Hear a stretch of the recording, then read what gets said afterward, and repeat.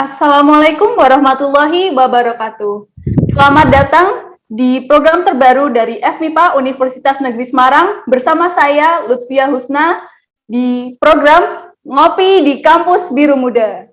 Nah, di program ini nanti kita akan ngobrolin tentang pendidikan dan juga inovasi yang bermakna, inovatif, dan unggul sebagai motivasi juga teladan. Nah, di program ini nantinya kita juga akan menghadirkan bintang tamu yang tentunya sangat inspiratif, di mana nantinya kita akan ngobrolin tentang cerita-cerita mereka dan juga inovasi-inovasi yang telah mereka buat, dan juga nantinya kita akan ngobrolin tentang informasi-informasi yang menarik, tentunya bagi kalian semua mahasiswa di kampus Biru Muda. Nah, pada episode kita hari ini, kita akan mengundang seorang mahasiswa yang tentunya sangat inspiratif, karena beliau ini walaupun masih di bangku perkuliahan, tetapi beliau ini sudah mempunyai atau mengantongi hak cipta milik beliau sendiri atas penelitiannya. Nah, tanpa berlama-lama lagi, mari kita langsung sapa bintang tamu kita pada hari ini, yaitu Mbak Melisa Salma. Selamat siang, Mbak Melisa Salma. Siang, Kak Husna. Baik. Apa kabar, Mbak? Ya, alhamdulillah baik.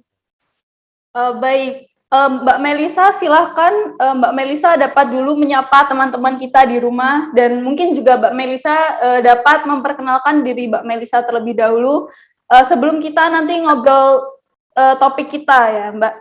Silahkan. Oke, terima kasih Kak Husna. Sebelumnya, halo teman-teman Universitas Negeri Semarang, khususnya FMIPA. Perkenalkan, saya Melisa Salma Darmawan dari FMIPA pastinya, jurusan IPA terpadu, khususnya program studi pendidikan IPA. Baik, Mbak. Jadi Mbak ini angkatan 2018 ya, Mbak? Iya, 2018. Berarti semester 7. Apa sih Mbak kesibukan Mbak akhir-akhir ini? Apalagi semesternya udah semester 7 ya Mbak, udah mau lulus ya? Ya, kalau ditanya kesibukan, yang pertama karena semester 7 pasti saat ini persiapan ke KKN ya Kak. Kemudian kalau yang kedua, sekarang ini lagi proses pelaksanaan PKM atau program kreativitas mahasiswa bidang kewirausahaan. Nah, ini kebetulan baru kemarin PKP 2 gitu, penilaian oleh Dikti. Kemudian kalau bicara soal weekend, saat ini kalau weekend saya jadi mentor di modul Nusantara, salah satu program dari Mendikbudristek, dan juga masih aktif di organisasi juga Kak, di MEC atau MIPA English Club, itu tingkat FMIPA, itu jadi ketua departemen Talent and Creativity, dan juga masih aktif juga di Beasiswa Jarum Beasiswa Plus, gitu Kak. Waduh, sepertinya mendengar itu kayak jadwalnya Mbak Melisa ini sangat sibuk sekali ya Mbak. Nah, Mbak Melisa tadi kan sudah mention kalau Mbak Melisa ini mengikuti PKM gitu ya Mbak. Dan juga Mbak Melisa ini, kalau saya tahu Mbak Melisa sudah mengikuti banyak sekali penelitian-penelitian dan juga lomba gitu ya Mbak. Kalau boleh tahu itu Mbak Melisa sudah mulai aktif dalam penelitian ini tuh udah mulai kapan sih Mbak? Udah mulai tertarik dalam bidang penelitian ini? Oke, kalau bicara soal tertarik sebenarnya dari mahasiswa baru gitu ya. Saat menjadi maba memang tertarik gitu akan hal ini. Tapi kalau untuk menekuni mengikuti lomba-lomba secara aktif dan penelitian-penelitian mungkin bisa dikatakan semester 4 akhir mungkin ya Kak. Itu persiapan ke mahasiswa berprestasinya juga di semester 5. Oh, berarti malah baru di ini ya Mbak, baru di dunia perkuliahan ya? Sebelum itu mungkin waktu SMA atau SMP Mbak? Apakah juga sudah mulai aktif? Iya, kalau di SMA, SMP belum Kak. Jadi benar-benar waktu kuliah nih baru mulai secara aktif mengikuti lomba-lomba. Oh, jadi tuh awalnya Mbak Melisa mulai tertarik gitu ya, kayak wah saya kayaknya harus ikut penelitian ini, atau saya punya ide ini tuh mulai apa sih Mbak, kayak saya jadi pengen aktif di bidang penelitian gitu Mbak. Mulainya dari apa Mbak dulu? Oke, mulainya dari Melisa di apa ya istilahnya ditunjuk gitu ya sebagai mahasiswa berprestasi jurusan untuk maju ke tingkat fakultas gitu Kak. Nah mulai dari situ Melisa ingin aktif mengikuti lomba-lomba dan juga penelitian lainnya gitu. Sebenarnya kalau motivasi sederhananya ya Kak, Melisa ingin nambah CV gitu aja sih Kak sederhananya, dan alhamdulillahnya dari jurusan maupun dari fakultas mendukung penuh gitu untuk mewujudkan motivasi sederhana itu Kak.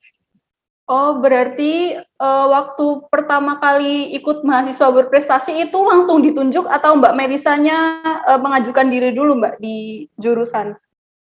Oke, kalau di jurusan sendiri pada saat angkatan saya itu ditunjuk Kak. Jadi ditunjuk oleh salah satu dosen gitu ya di personal chat untuk mewakili jurusan IPA terpadu ke tingkat fakultas gitu Kak. Oh, berarti itu kayak semacam kompetisi pertama yang Mbak Melisa ikuti ya? Atau sebelumnya sudah ada? Atau memang yang Mawapres itu pertama Mbak? Kalau Mawapres pertama itu kalau mungkin katakan ditunjuknya gitu ya Kak. Iya.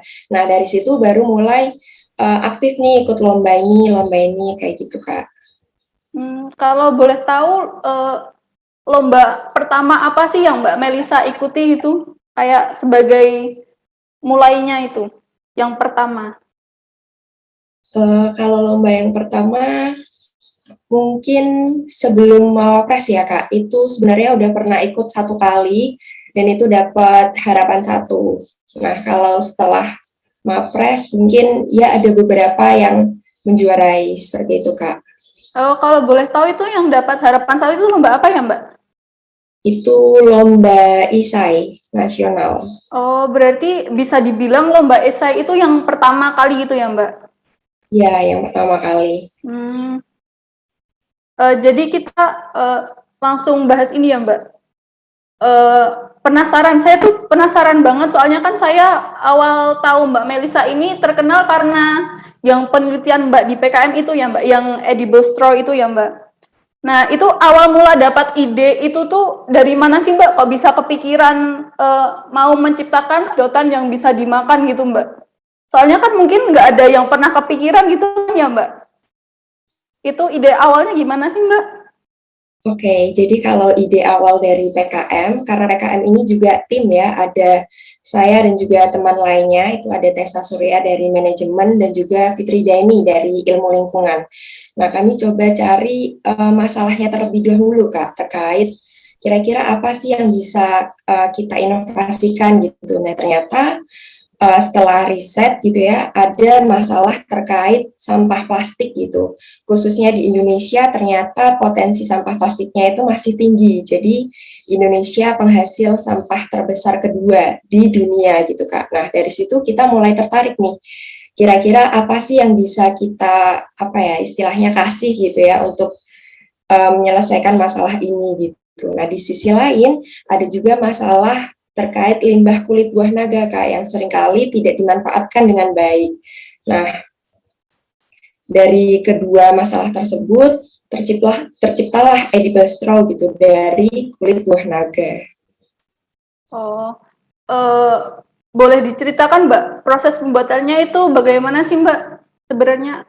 Apakah limbah buah naga itu diperoleh dari rumah-rumah atau dari mana Mbak kira-kira?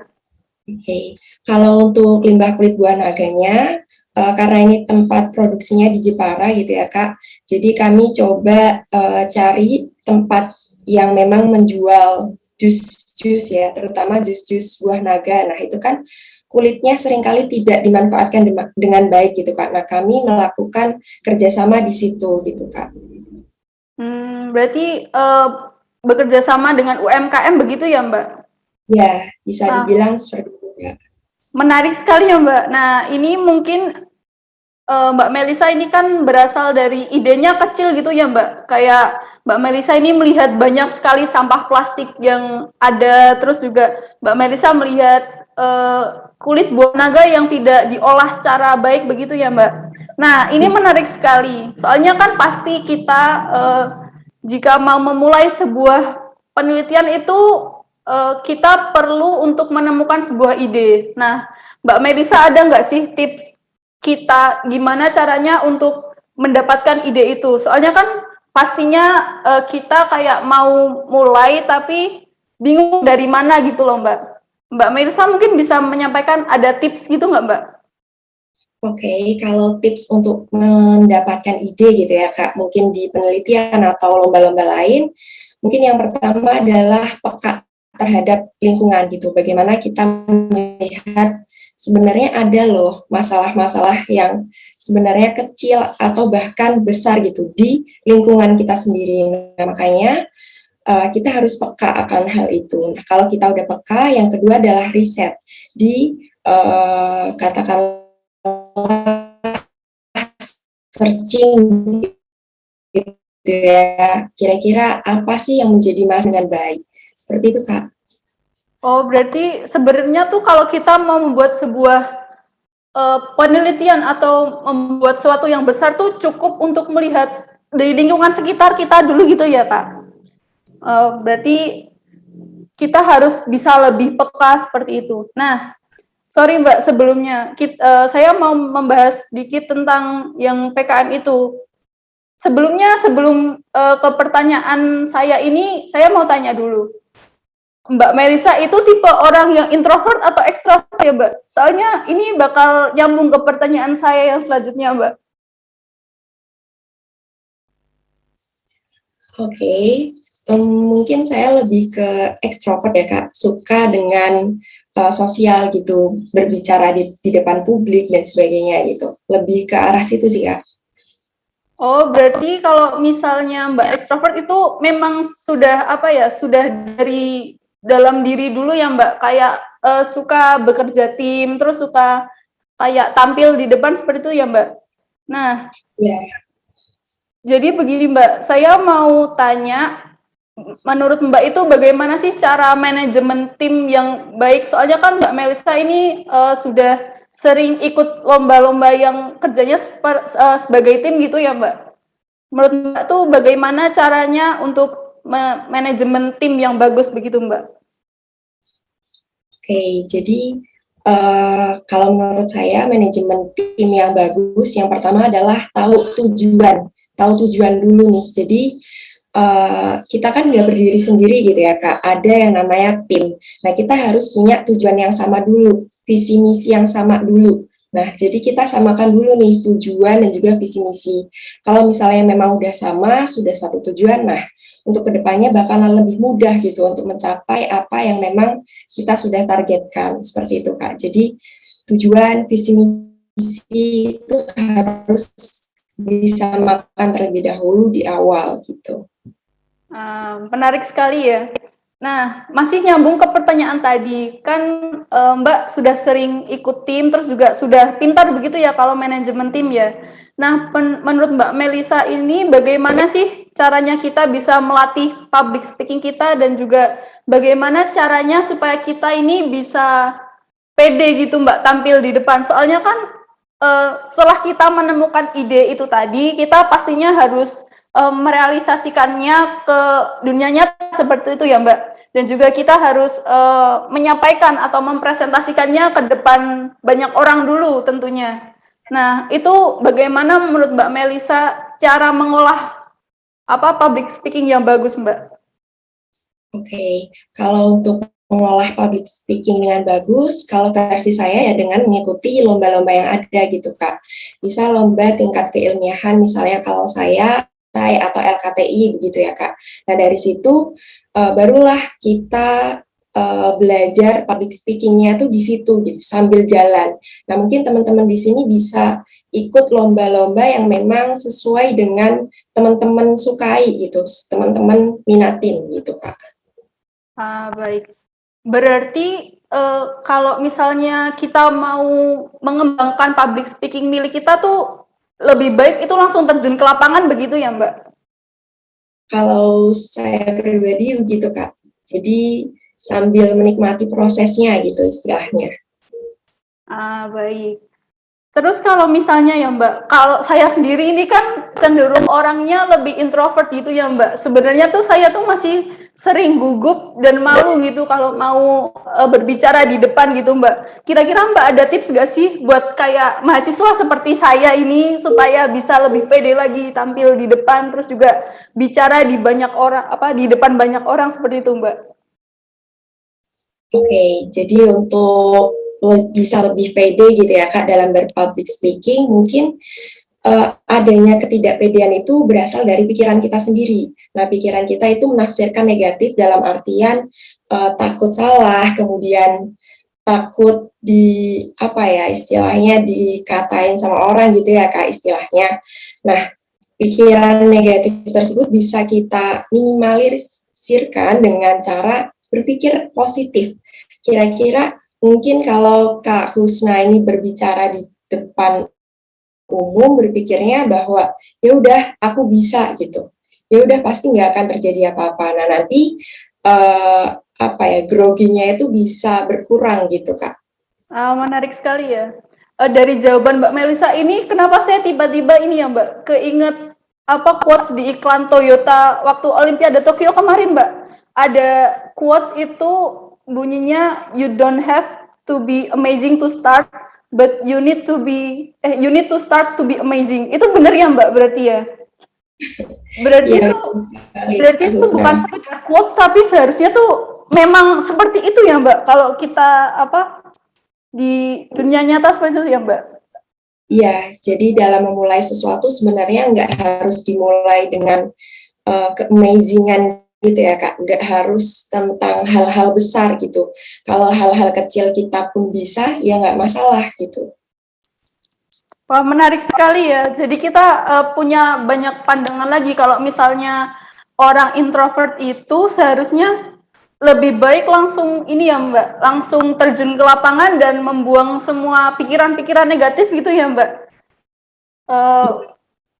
Memang harus ini sih bisa keluar dari zona nyamannya sendiri begitu ya Mbak. Nah, saya mau bertanya lagi Mbak, ada nggak sih Mbak kebiasaan-kebiasaan dari Mbak Melisa ini yang entah itu langsung atau secara tidak langsung itu mempengaruhi diri Mbak Melisa pada saat ini gitu Mbak? Mungkin kebiasaan tiap harinya suka apa yang mungkin mempengaruhi kepribadian atau jiwa Mbak Melisa saat ini Mbak? Bagaimana Mbak? Oke, kalau bicara soal itu mungkin lebih ke manajemen waktu ya Kak. Jadi saya biasanya tulis nih skala prioritas kira-kira apa yang harus saya kerjakan terlebih dahulu. Entah itu mungkin organisasi terlebih dahulu kah, atau tugas kuliah dulu kah, atau mungkin proyek-proyek di BESWAN dulu kah. Nah, jadi ada skala prioritasnya Kak. Apa saja yang memang harus saya kerjakan terlebih dahulu gitu. Nah kalau untuk lomba-lombanya sendiri, saya biasanya buat tabel skala prioritas juga. Jadi sekiranya saya melihat pamflet lomba gitu ya Kak, saya coba tulis di tabel yang sekiranya temanya memang sesuai dan linier dengan bidang saya. Nah saya tulis nih mulai dari deadline pengumpulannya, kemudian pengumuman juaranya. Nah, itu saya tulis di tabel lomba tersebut. Jadi nanti bisa saya sesuaikan dengan waktu yang senggang seperti itu, Kak. Menarik sekali ya, Mbak. Jadi memang manajemen waktu itu benar-benar penting sekali ya, Mbak. Nah, menurut Mbak itu biasanya Mbak itu yang prioritas paling utama apa sih, Mbak? Kalau prioritas paling utama tidak bisa disebutkan seperti itu ya Kak. Kalau dari saya pribadi sih, jadi tergantung lihat situasi dahulu gitu. Misalnya organisasi nih Kak, misalnya besoknya saya jadi si acara dalam suatu kegiatan gitu ya. Nah, tapi ada tugas kuliah juga nih. Nah, maka yang lebih saya utamakan adalah tugas organisasi terlebih dahulu karena itu menyangkut hal banyak, orang banyak juga dan saya sedang dibutuhkan di organisasi tersebut. Maka organisasi yang jadi yang pertama gitu Kak. Kemudian tugas kuliah saya kerjakan setelah rapat organisasi dan sebagainya gitu. Baik Mbak. Nah, saya juga penasaran nih Mbak. Nah, Mbak Marisa ini kan kelihatannya kayak sangat produktif sekali ya, walaupun ini di masa pandemi gitu ya Mbak. Nah, menurut Mbak itu bagaimana sih caranya menciptakan lingkungan atau energi positif ini untuk kita supaya punya motivasi untuk tetap produktif gitu Mbak di masa pandemi ini? Mbak ada tipsnya nggak kira-kira? Oke, kalau dari saya pribadi mungkin teman-teman bisa tahu nih motivasi teman-teman ngelakuin hal itu tuh apa gitu. Nah, kalau saya pribadi seperti yang saya sebutkan tadi ya, motivasi sederhananya sebenarnya pengen nambah CV gitu. Nah, dari situlah nambah CV-nya dari hal-hal yang memang kita sukai, dari kegiatan yang memang kita sukai. Jadi meskipun produktif atau katakanlah padat, kita nggak merasa capek di dalamnya gitu, karena kita suka, karena kita menikmati hal tersebut.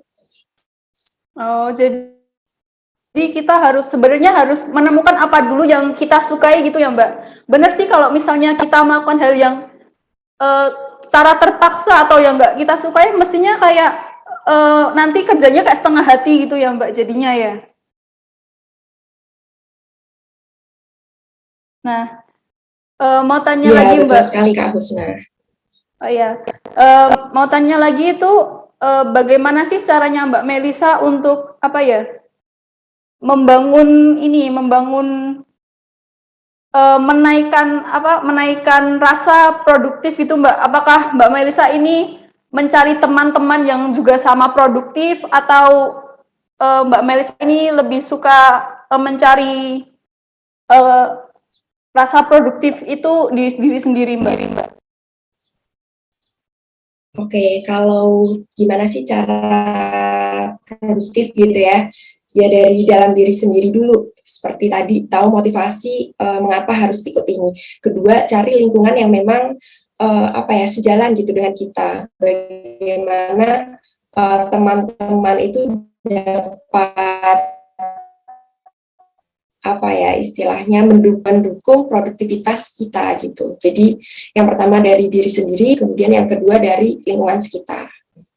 Baik. Berarti lingkungan sekitar ini termasuk penting ya Mbak, kayak teman-teman gitu untuk menambah produktivitas kita ya. Nah, dari Mbak Melisa sendiri itu untuk membangun lingkungan teman-teman yang produktif itu apakah mengajak teman-teman terdekat atau mungkin Mbak Melisa dari organisasi-organisasi yang Mbak Melisa ikuti itu lebih banyak yang mana Mbak?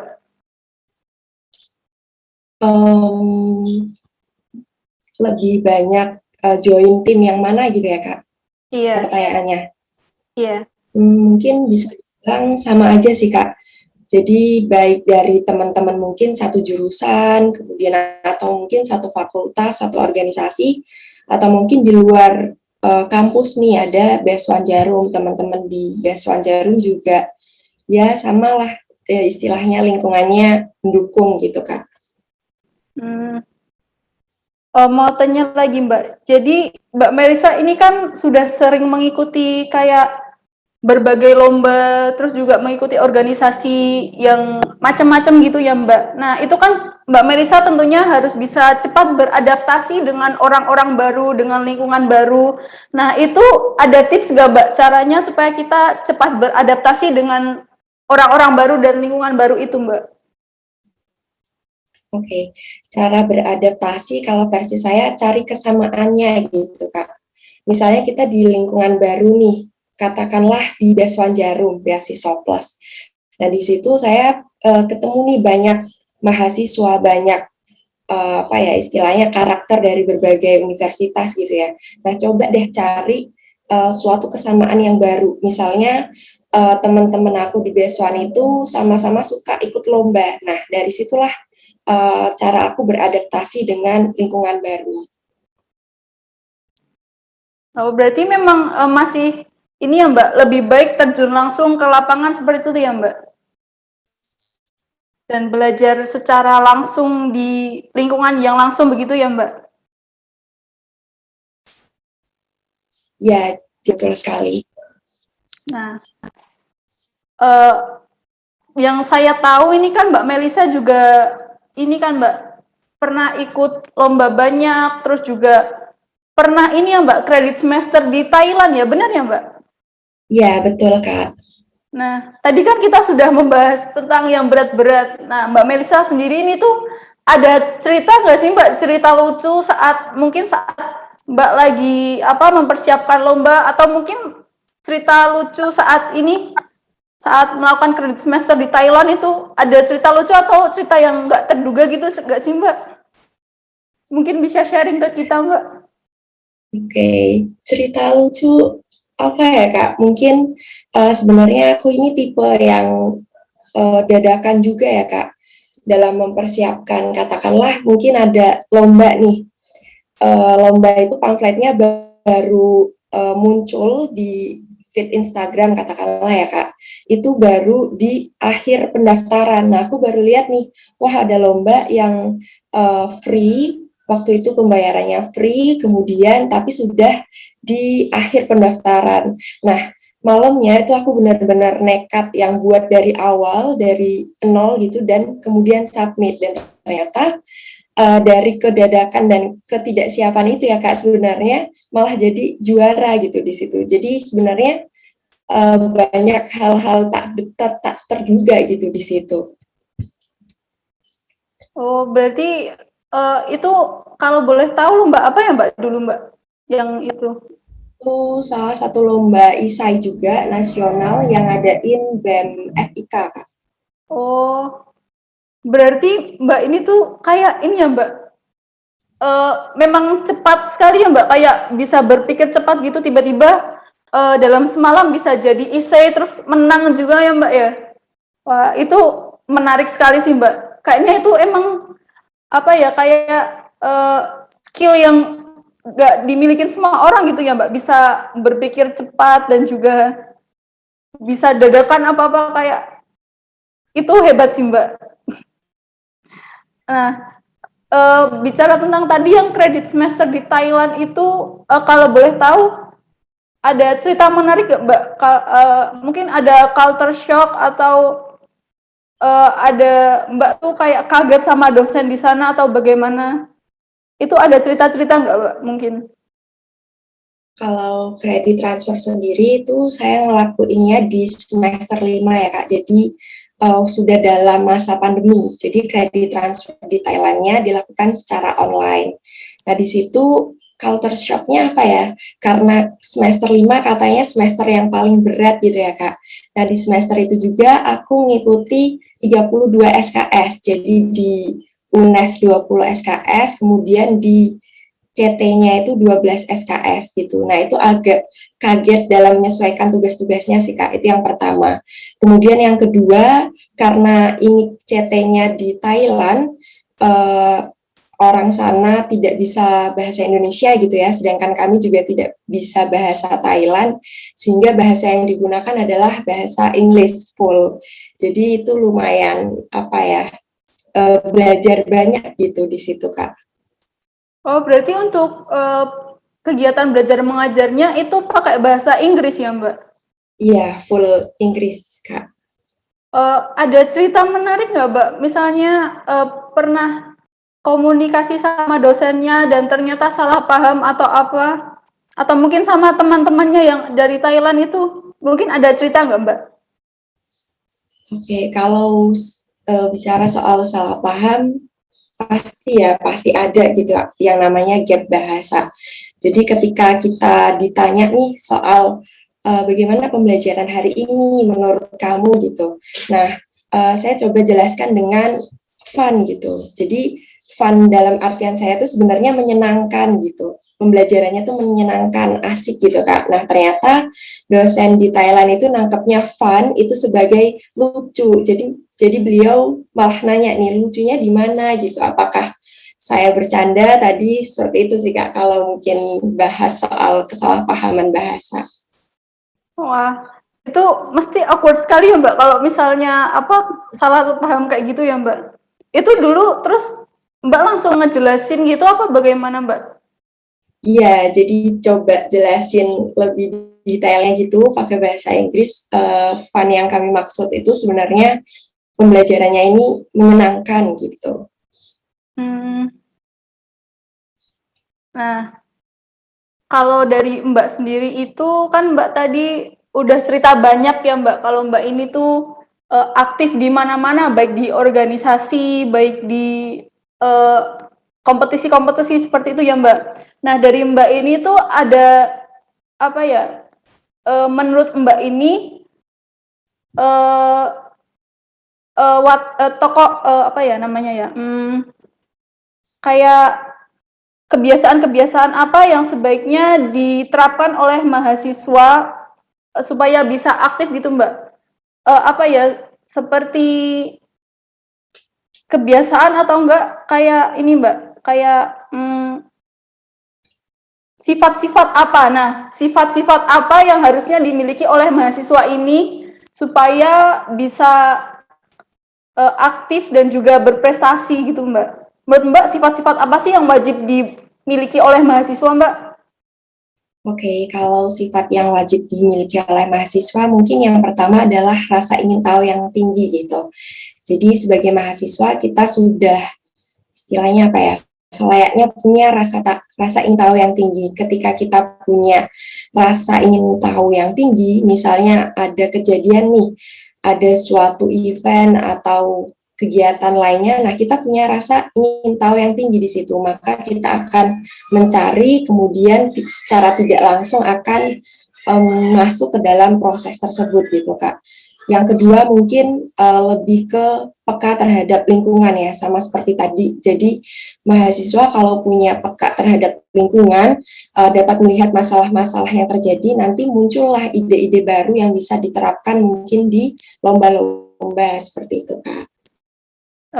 Baik, menarik sekali ya Mbak. Nah, kalau dari Mbak Melisa sendiri ini ada nggak sih Mbak pesan-pesan yang mau disampaikan ke teman-teman semua mahasiswa? Oke, mungkin pesan untuk mahasiswa, khususnya mahasiswa FMIPA, jangan pernah takut untuk mencoba sesulit apapun kelihatannya, karena kalau kita nggak nyoba, kita nggak akan pernah tahu gitu rasanya. Dan meskipun kita sudah nyoba dan akhirnya pun gagal, kita tetap dapat sebuah proses yang berharga dari kejadian itu. Jadi teman-teman mahasiswa FMIPA teruslah berkarya. Wah, baik sekali ya Mbak. Kalau dari Mbak Melisa sendiri mungkin ada quote atau kata mutiara yang mungkin bisa buat motivasi teman-teman yang di rumah Mbak. Mungkin ada apa ya kayak moto dari hidup Mbak Melisa sendiri itu Mbak. Kalau moto dari hidup saya sendiri mungkin jangan pernah takut mencoba gitu Kak. Jadi ya udah coba aja dulu. Wah, pesan pentingnya jangan takut mencoba. Masih sama kayak yang tadi ya, yang quote dari iklan Toyota di Olimpiade Tokyo. No need to be amazing to start, but you need to start to be amazing. Begitu ya Mbak? You need to start to be amazing, benar. Nah, menarik sekali ya kita telah mengobrol banyak dengan Mbak Melisa, mulai dari lombanya, kompetisi, inovasi, dan juga kita telah berbicara tentang seluk-beluk kehidupan Mbak Melisa tadi ya. Terima kasih Mbak telah menyempatkan waktunya untuk mengobrol dengan kami. Iya, terima kasih banyak Kak Husna. Wah, pastinya di episode pertama kita ini sudah kedatangan Mbak Melisa yang sangat yang sangat menginspirasi begitu ya. Terima kasih teman-teman yang telah menonton video ini, dan jangan lupa like, komen, dan subscribe, dan juga jangan lupa share ke teman-teman kalian semua. Sampai jumpa di episode selanjutnya. See you.